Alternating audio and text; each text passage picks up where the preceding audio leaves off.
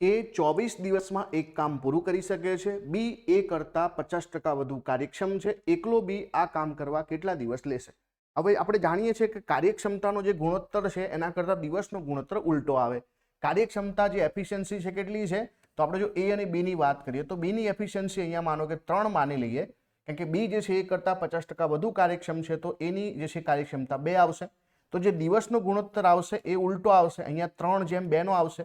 અને આપણને આપેલું છે કે એ જે છે 24 દિવસમાં કામ કરે છે, તો આ 8 તરી 24 થયા, તો 8ના ગુણોત્તરમાં એટલે 8 દુ 16 દિવસમાં જે છે બી કામ પૂરું કરે.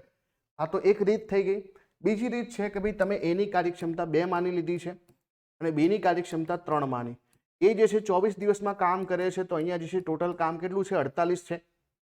તેનો મતલબ છે કે હવે એ પાસે કામ કરાયું તો 48 જે છે ટોટલ કામ થયું. તો બી પણ સેમ કામ જે છે એ દિવસમાં એક કામ જે છે વધારે કરે છે, એટલે 2 ના બદલે 3 કરે છે, તો અહીંયા 16 તરી 48 આવશે. તો જવાબ તમારો આવશે 16. કેટલો આવશે? 16.